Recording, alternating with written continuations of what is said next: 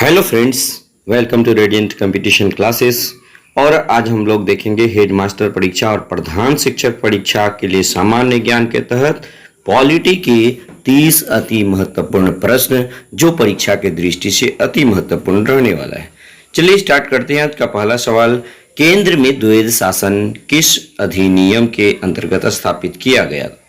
यानी केंद्र में द्वैध शासन की बात यदि की जाए तो इसका राइट आंसर क्या हो जाएगा? इसका राइट आंसर हो जाएगा भारत सरकार अधिनियम 1935।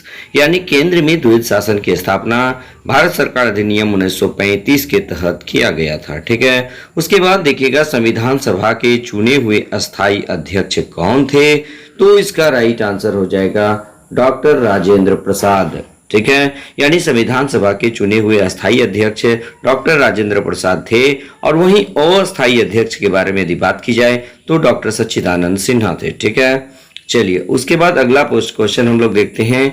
तीसरा नंबर का सवाल है, भारतीय संविधान सभा की प्रथम बैठक कब हुई थी? तो इसका राइट आंसर क्या हो जाएगा? इसका राइट आंसर हो जाएगा 9 दिसंबर 1946। यानी भारतीय संविधान सभा की प्रथम बैठक 9 दिसंबर 1946 ईस्वी को हुई थी। तो अगला सवाल देखिएगा चौथा नंबर का, भारतीय संविधान सभा की प्रारूप समिति का अध्यक्ष कौन था? तो इसका राइट आंसर हो जाएगा डॉक्टर भीमराव अंबेडकर। नेक्स्ट हम लोग देख लेते हैं पांचवा सवाल। देखिएगा, भारत की संविधान सभा ने राष्ट्रीय ध्वज को सर्वप्रथम कब स्वीकार किया था? तो राइट आंसर हो जाएगा 22 जुलाई 1947। यानी कि भारतीय संविधान सभा के द्वारा राष्ट्रीय ध्वज को 22 जुलाई 1947 को स्वीकार किया गया था। ठीक है। नेक्स्ट प्रश्न हम लोग देखते हैं छठा नंबर का। ये अति महत्वपूर्ण प्रश्न है कि 42वें संविधान संशोधन अधिनियम 1976 द्वारा प्रस्तावना में कौन कौन से शब्द जोड़े गए? तो इसका राइट आंसर क्या होगा दोस्तों?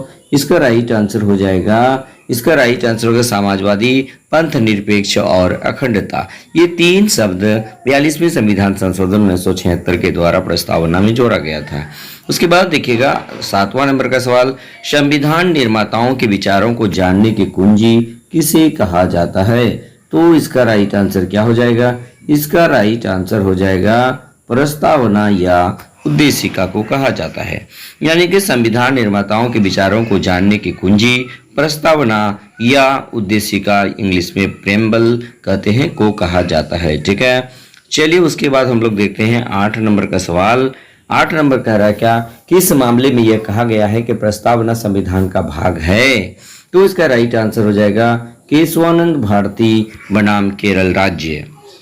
यानी कि केशवानंद भारती बनाम केरल राज्य में कहा गया है कि प्रस्तावना संविधान का भाग है और इसमें संशोधन किया जा सकता है। उसके बाद 9 नंबर का सवाल देखिएगा, भारत के संदर्भ में धर्मनिरपेक्षता का सही भाव क्या है? तो इसका राइट आंसर क्या हो जाएगा? ये भारत में राज्य का कोई धर्म नहीं है।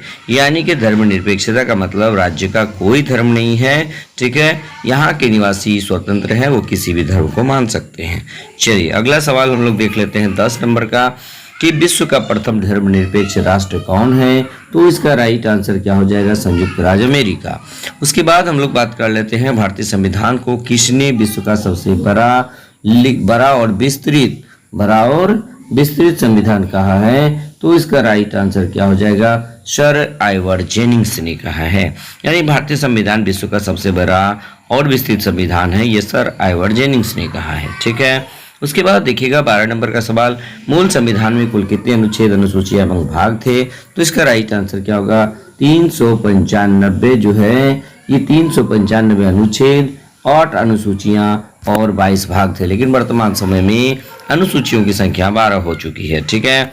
भारत में कैसी शासन प्रणाली अपनाई गई है? तो इसका राइट आंसर हो जाएगा संसदीय शासन प्रणाली अपनाई गई है।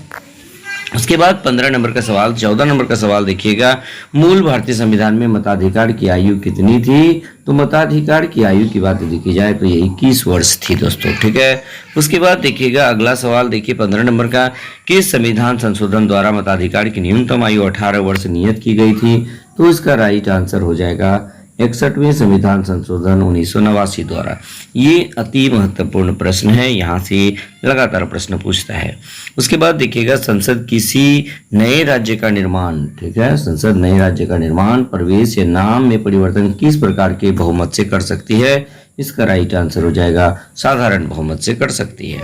उसके बाद देखिएगा 17 नंबर का सवाल है कि भारतीय संविधान कैसी नागरिकता प्रदान करता है, तो राइट आंसर होगा एकल नागरिकता प्रदान करता है। उसके बाद देखिए भारतीय नागरिक को कितने प्रकार से भारतीय नागरिकता, यहाँ पर देखिएगा कुछ सुधार होगा, नागरिकता कितने प्रकार से प्राप्त की जा सकती है, तो राइट आंसर हो जाएगा 5 प्रकार से प्राप्त की जा सकती है। उसके बाद देखिएगा 18 नंबर का सवाल है, भारत एक गणतंत्र है, इसका क्या अर्थ होता है, इसका अर्थ होता है भारत में वंशानुगत शासन नहीं है। ठीक है। उसके बाद देखिए भारत में समवर्ती सूची की संकल्पना कहाँ से ली गई है, तो राइट आंसर होगा ऑस्ट्रेलिया के संविधान से ली गई है। उसके बाद देखिए 20 नंबर का सवाल, आंध्र प्रदेश एक भाषाई राज्य के रूप में कब गठित किया गया था, इसका राइट आंसर क्या हो जाएगा, इसका राइट आंसर हो जाएगा 1953। उसके बाद मूल अधिकार का सर्वप्रथम विकास कहाँ पे हुआ था, इसका राइट आंसर हो जाएगा ब्रिटेन में हुआ था। नेक्स्ट हम लोग 22 नंबर का सवाल देख लेते हैं, सर्वप्रथम किस देश के संविधान में मूल अधिकार का प्रावधान किया गया था, तो इसका राइट आंसर होगा अमेरिका के संविधान में। उसके बाद देखिएगा 23 नंबर का सवाल, संपत्ति के मूल अधिकार को किस संविधान संशोधन द्वारा मूल अधिकार से अलग कर दिया गया था दोस्तों, तो इसका राइट आंसर होगा 44वां संविधान संशोधन 1978 द्वारा। उसके बाद देख लीजिएगा संपत्ति के अधिकार किस अनुच्छेद के तहत एक कानूनी अधिकार है, अब ये राइट आंसर इसका 300 का क हो जाएगा, यानी अनुच्छेद 300 का क में कहा गया संपत्ति का अधिकार एक कानूनी अधिकार है। अस्पृश्यता का अंत किस अनुच्छेद में किया गया है, तो राइट आंसर होगा अनुच्छेद 17 के अंतर्गत किया गया है। उसके बाद देख लीजिएगा उपाधियों का अंत किस अनुच्छेद में किया गया है, तो राइट आंसर होगा 18 में किया गया है। उसके बाद विधि द्वारा स्थापित प्रक्रिया वाक्यांश किस देश के संविधान से लिया गया है, तो राइट आंसर होगा जापान के संविधान से लिया गया है।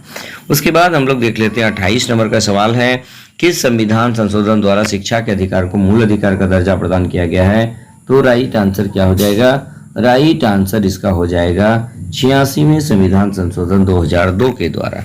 उसके बाद देखिए अगला सवाल है, फोर्थ स्टेट या चतुर्थ स्तंभ क्या है, तो राइट आंसर हो जाएगा प्रेस को फोर्थ स्टेट कहा जाता है या चतुर्थ स्तंभ कहा जाता है।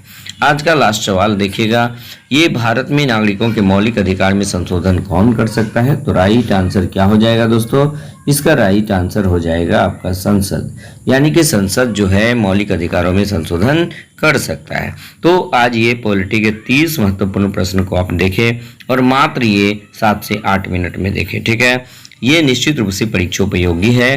तो वीडियो आपको कैसा लगा ये निश्चित रूप से लाइक शेयर और कमेंट करके जरूर हमको बताइएगा। ठीक है, बस आज के वीडियो में इतना ही, धन्यवाद।